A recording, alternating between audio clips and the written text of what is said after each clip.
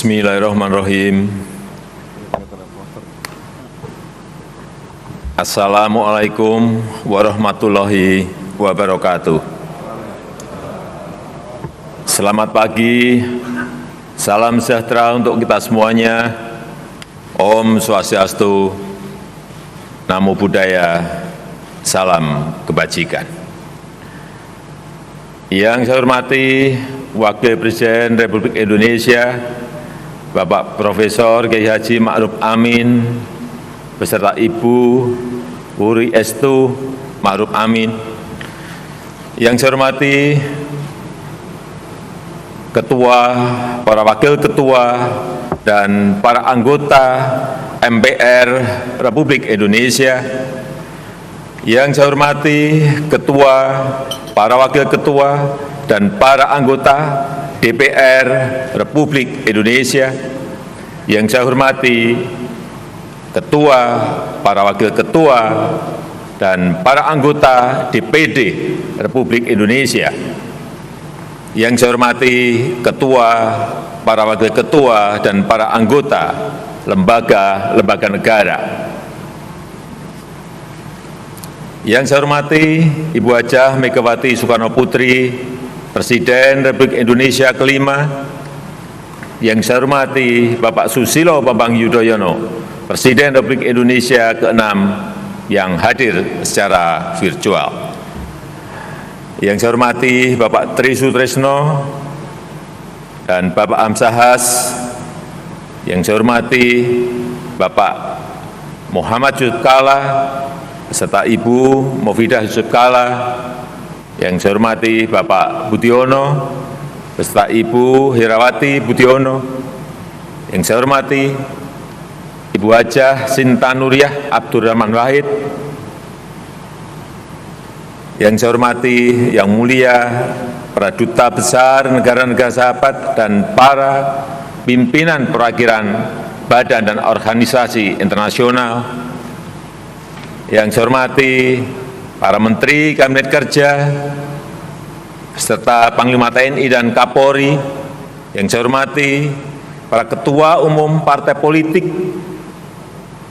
Yang saya hormati hadirin, saudara-saudara sebangsa dan setanah air. Semestinya seluruh kursi di ruangan sidang ini terisi penuh, tanpa ada satu kursi pun yang kosong. Semestinya sejak 2 minggu yang lalu, berbagai lomba dan kerumunan penuh kegembiraan, karnaval-karnaval, perayaan peringatan Hari Kemerdekaan diadakan, menyelimuti suasana bulan kemerdekaan ke-75 tahun Indonesia merdeka. Namun, semua yang sudah kita rencanakan tersebut harus berubah total. Semua ini tidak boleh mengurangi rasa syukur kita dalam memperingati 75 tahun Indonesia merdeka.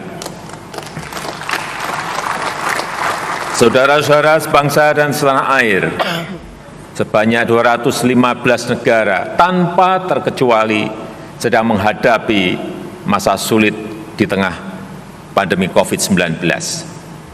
Dalam catatan WHO, sampai dengan tanggal 13 Agustus kemarin, terdapat lebih dari 20,4 juta kasus di seluruh dunia, dengan jumlah kematian di dunia sebanyak 744.000 jiwa. Semua negara, negara miskin, negara berkembang, termasuk negara maju, semuanya sedang mengalami kemunduran karena terpapar COVID. Krisis perekonomian dunia juga terparah dalam sejarah. Di kuartal pertama 2020, pertumbuhan ekonomi negara kita masih plus 2,97%. Tapi di kuartal kedua kita telah berada di minus 5,32%. Ekonomi negara-negara maju bahkan minus belasan persen sampai minus 17 sampai 20%. Kemunduran banyak negara-negara besar ini bisa menjadi peluang dan momentum bagi kita untuk mengejar ketertinggalan. Ibarat komputer, perekonomian semua negara saat ini sedang macet, sedang hang.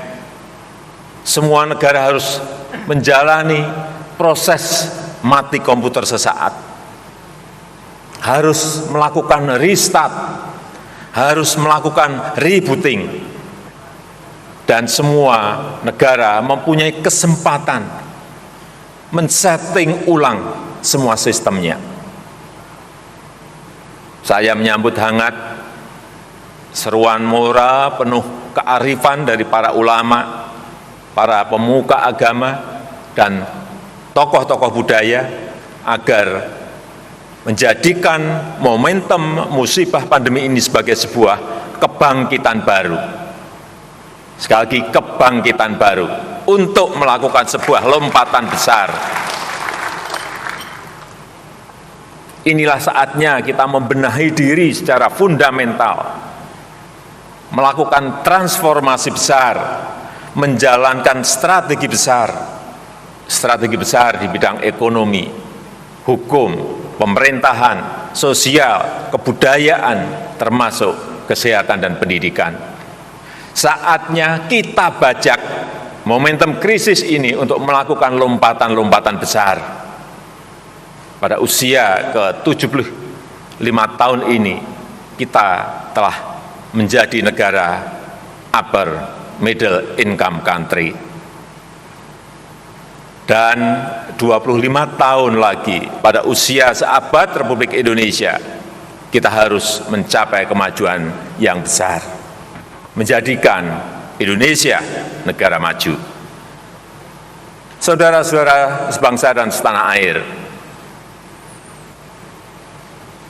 kita harus melakukan reformasi fundamental dalam cara bekerja.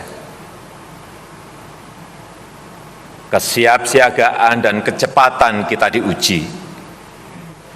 Kita harus mengevakuasi warga negara Indonesia dari wilayah pandemi COVID di Tiongkok. Kita harus menyiapkan rumah sakit, rumah isolasi, obat-obatan, alat kesehatan, dan mendisiplinkan protokol kesehatan. Semuanya harus dilakukan secara cepat dalam waktu yang sangat singkat. Ketika krisis kesehatan tersebut berdampak pada perekonomian nasional, kita juga harus cepat bergerak, memberikan bantuan sosial bagi masyarakat melalui bantuan sembako, bansos tunai, subsidi dan diskon tarif listrik, BLT desa, dan subsidi gaji, membantu UMKM untuk memperoleh restrukturisasi kredit, memperoleh banpres produktif berupa bantuan modal darurat, dan membantu pembelian produk-produk mereka. Membantu tenaga kerja yang menjadi korban PHK, antara lain melalui bantuan sosial dan program Kartu Prakerja. Sesuatu yang tidak mudah, Untuk itu semua, pemerintah cepat melakukan perubahan rumusan program, menyesuaikan program kerja dengan situasi terkini, melakukan realokasi anggaran dalam waktu singkat, menerbitkan Perpu nomor 1 tahun 2020 yang kemudian disetujui oleh DPR menjadi Undang-Undang nomor 2 tahun 2020. Terima kasih para anggota DPR atas kerja cepatnya. Mensinergikan BI, OJK, dan LPS dalam rangka juga untuk memulihkan perekonomian nasional. Krisis ini telah memaksa kita untuk menggeser channel cara kerja kita dari cara-cara normal menjadi cara-cara ekstra normal, dari cara-cara kerja biasa menjadi cara-cara kerja luar biasa. dari prosedur panjang dan berbelit menjadi smart shortcut, dari orientasi prosedur menjadi orientasi hasil. Pola pikir dan etos kerja kita juga harus berubah.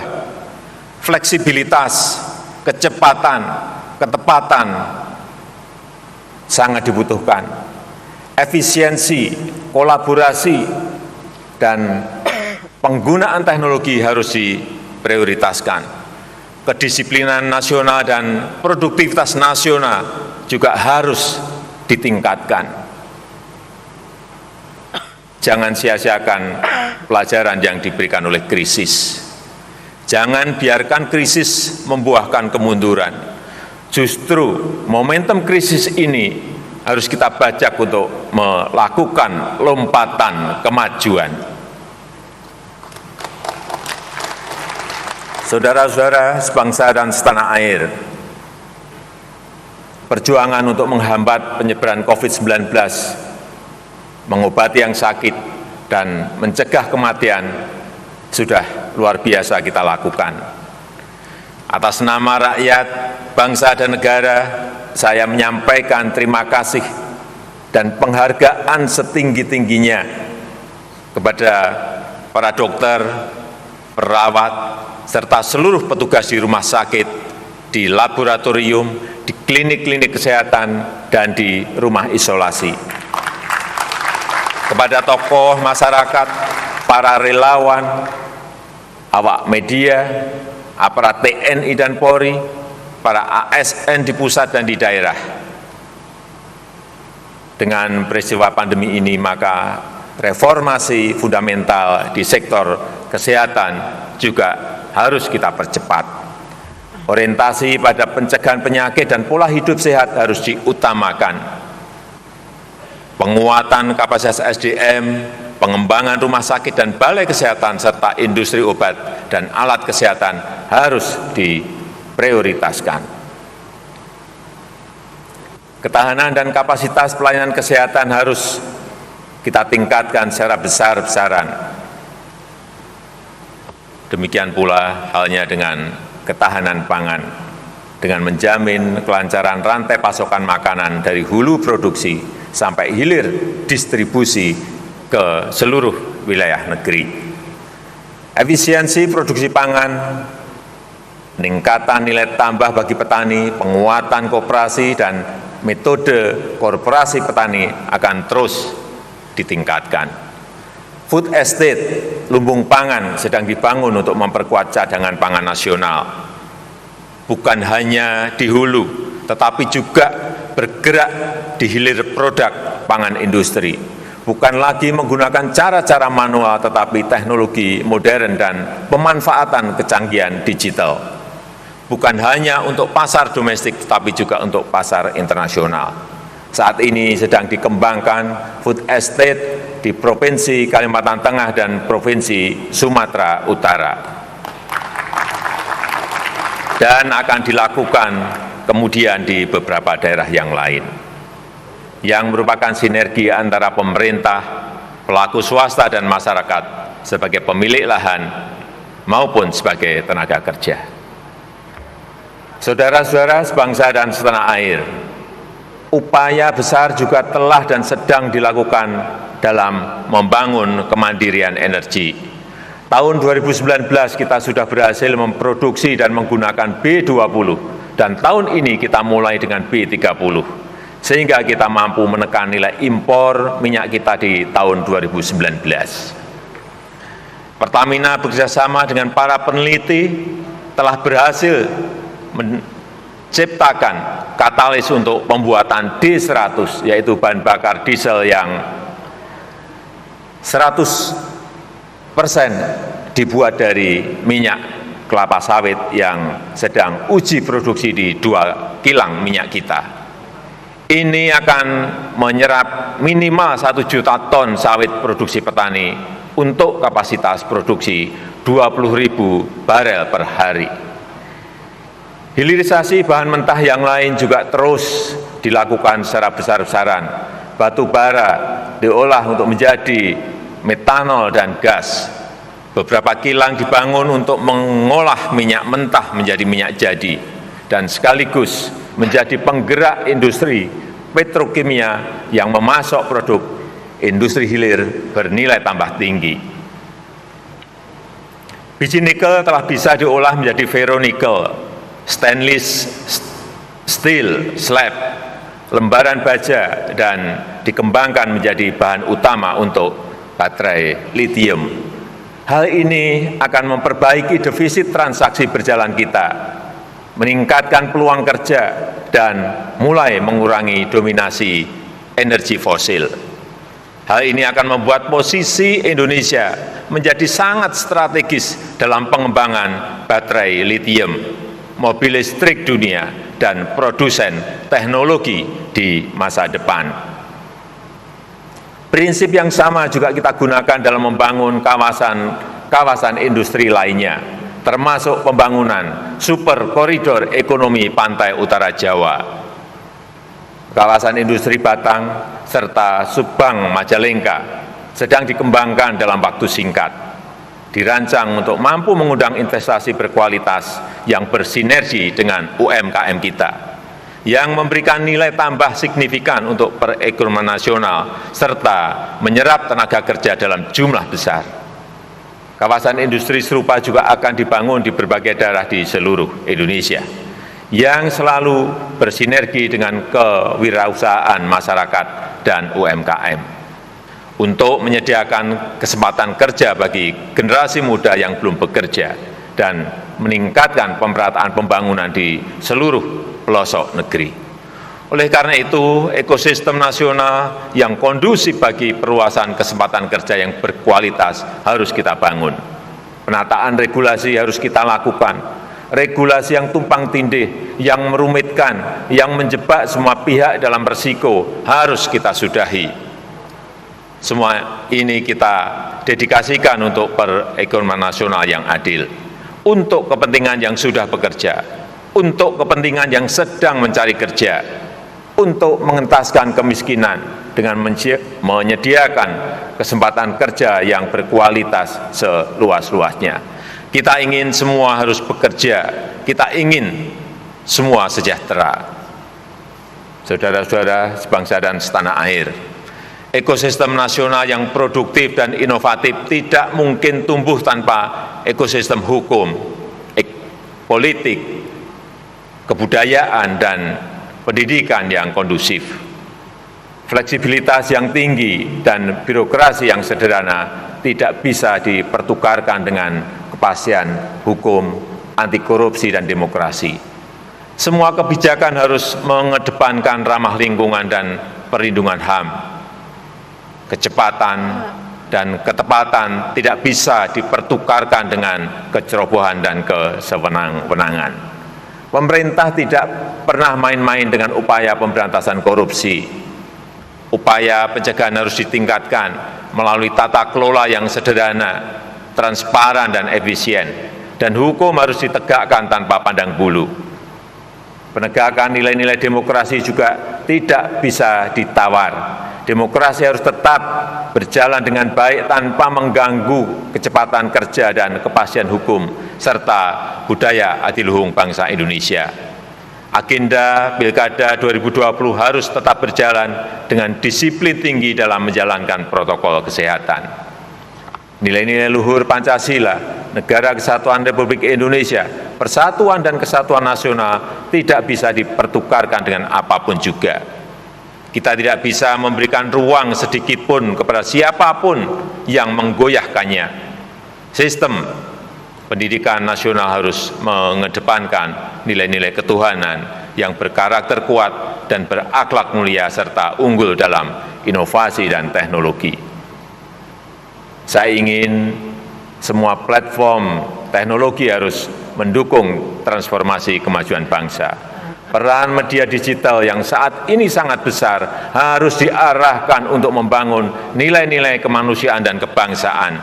Semestinya perilaku media tidak dikendalikan untuk mendulang klik dan menumpuk jumlah like, tapi seharusnya didorong untuk menumpuk kontribusi bagi kemanusiaan dan kepentingan bangsa. Ideologi dan nilai-nilai luhur bangsa tidak boleh dipertukarkan dengan kemajuan ekonomi. Bahkan kemajuan ekonomi jelas membutuhkan semangat kebangsaan yang kuat. Kita harus bangga terhadap produk Indonesia. Kita harus membeli produk dalam negeri.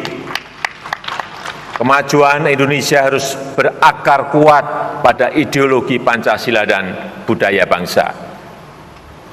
Saudara-saudara sebangsa dan setanah air, hadirin sekalian yang berbahagia, tujuan besar tersebut hanya bisa dicapai melalui kerjasama seluruh komponen bangsa dengan gotong royong, saling membantu dan saling mengingatkan dalam kebaikan dan tujuan yang mulia. Demokrasi memang menjamin kebebasan, namun kebebasan yang menghargai hak orang lain. Jangan ada yang merasa paling benar sendiri dan yang lain dipersalahkan. Jangan ada yang merasa paling agamis sendiri. Jangan ada yang merasa paling Pancasilais sendiri. Semua yang merasa paling benar dan memaksakan kehendak, itu hal yang biasanya tidak benar.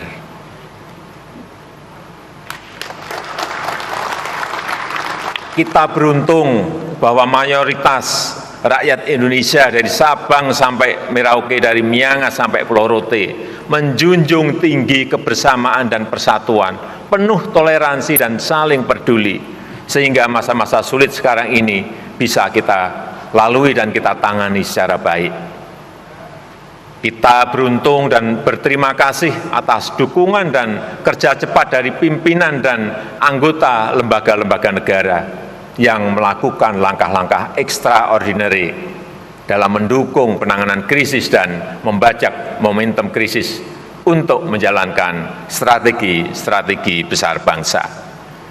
MPR dengan cepat membuat payung program baru MPR Peduli COVID-19, serta terus melakukan sosialisasi dan aktualisasi Pancasila serta pengkajian sistem ketatanegaraan dan konstitusi kita.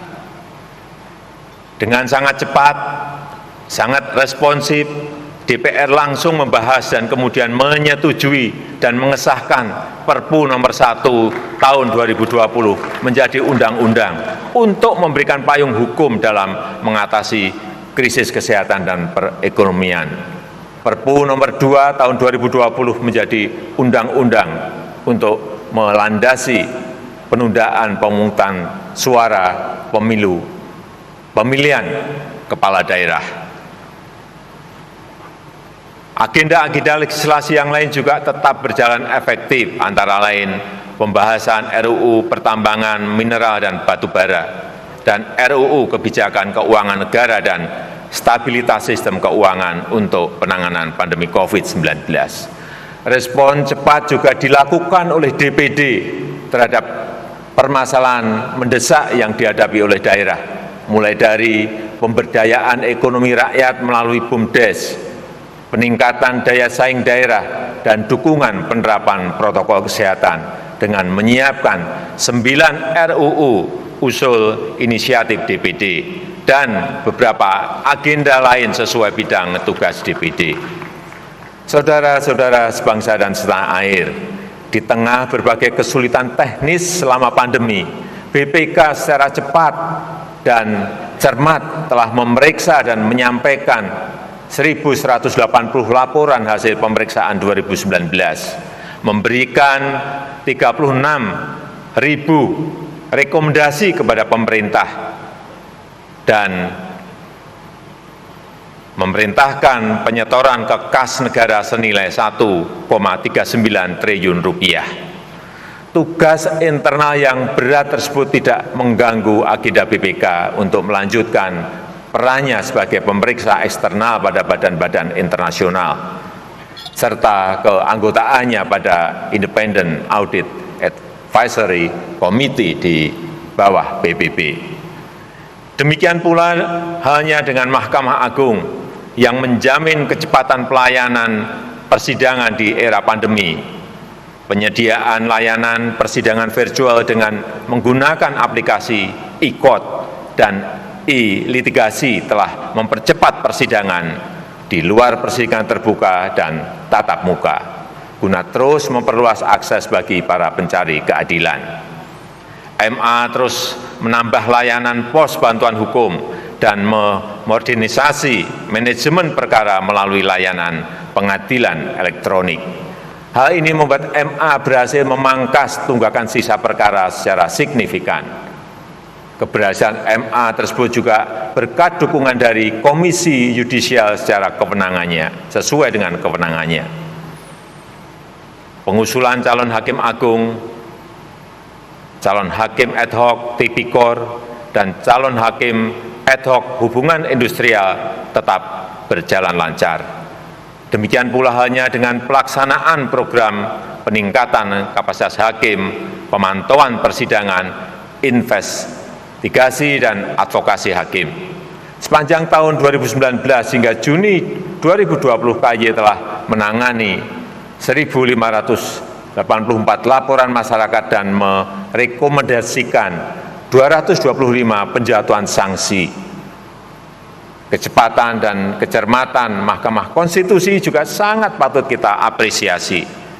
MK juga terus memperbaiki tata kelola dan meningkatkan pemanfaatan layanan elektronik guna melayani masyarakat dalam mencari keadilan.